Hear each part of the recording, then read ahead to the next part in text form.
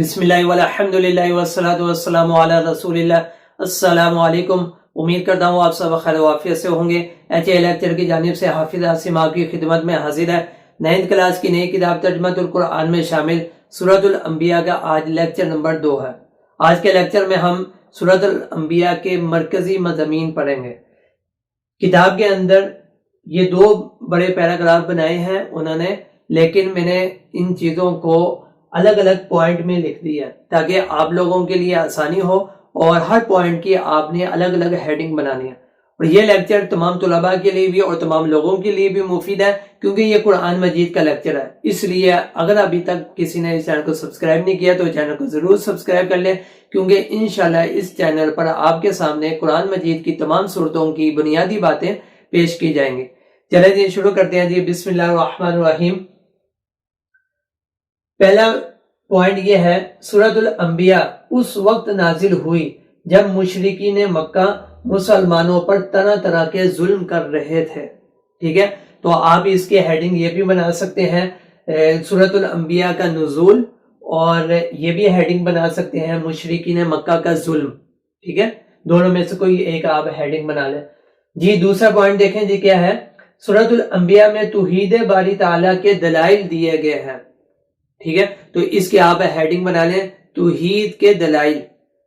جی آگے دیکھیں جی، قرآن مجید اور رسالت پر مشرکین کے اعتراضات کا جواب دیا گیا۔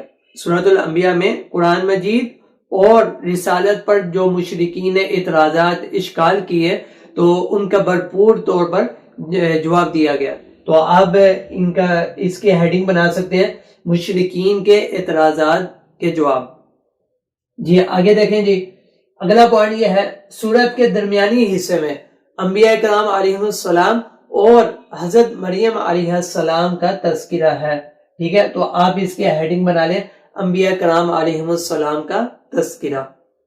جی آگے دیکھیں جی، اگلا پوائنٹ یہ ہے، سورۃ الانبیاء کے آخر میں آخرت پر ایمان لانے والوں کا ذکر ہے اور قیامت کے قریب آنے اور دیگر احوال قیامت کو بیان کیا گیا۔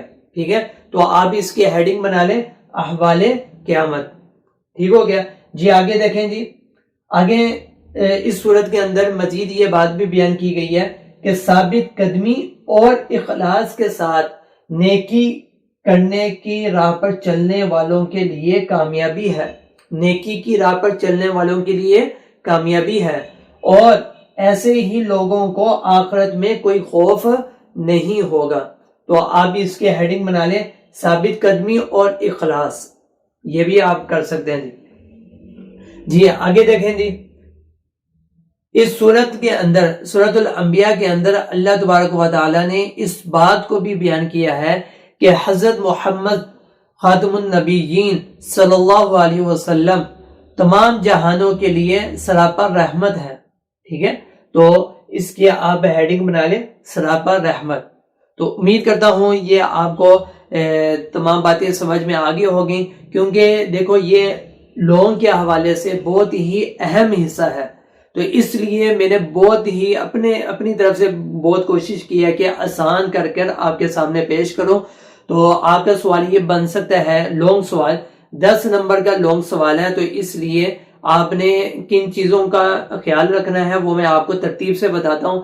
کہ اگر لانگ سوال یہ آئے کہ سورۃ الانبیاء کا تعارف، خلاصہ اور مضامین تحریر کریں، تو جو پہلے لیکچر کے اندر آپ نے 3 چیزیں پڑھی، سورۃ انبیاء کا تعارف، نام کی وجہ اور خلاصہ، یہ چیزیں آپ ترتیب سے لکھیں گے۔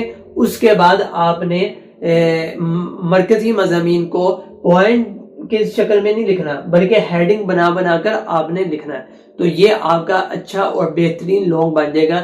اس طریقے سے آپ کے نمبر اچھے آئیں گے۔ یہ 10 نمبر کا سوال ہے، اور اگر سوال اس طریقے سے آتا ہے کہ سورۃ الانبیاء پر مفصل مضمون لکھیں یا تفصیلی نوٹ لکھیں، تو پھر آپ نے کیا کرنا ہے کہ مختلف چیزیں آپ نے لکھنی ہے۔